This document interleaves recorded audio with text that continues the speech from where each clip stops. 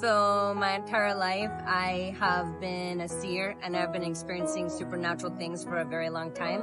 So it brought me into a place of seeking and finding. And because I didn't grow up in a Christian home, I ventured towards the dark side. I didn't really know it was the dark side because they didn't really label it that, you know? So I was very much into tarot card readings. I ventured into magic, witchcraft, and things like this, believing that I could do good with it. During the peak time of what I would call I was kind of like a hermit in my home and just studying teachings and learning as much as I can, but trying to find God. Like I wanted to know which God was God. So I ventured into all the religions, which, by the way, God calls harlotry. At that time, I began transcendental meditation, chakras, astral travel, and all kind of things that were ungodly. And I began to get involved in some rituals. And upon partaking in a few rituals, I had an influx of demonic presence in my home.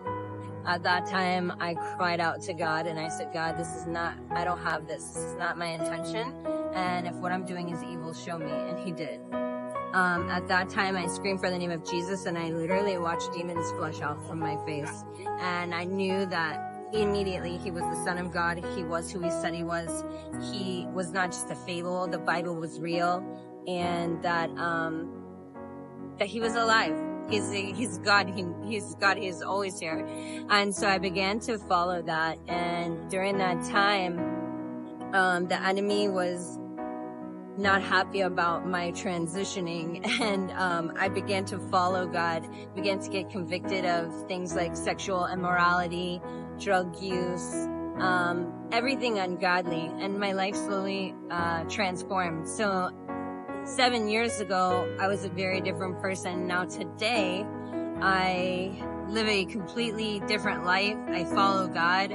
I don't have sex outside of marriage. I don't do drugs anymore. I have a good job. I have a good life. I have a new car. These are outside things, but they're a result of inside work and they're blessings of God.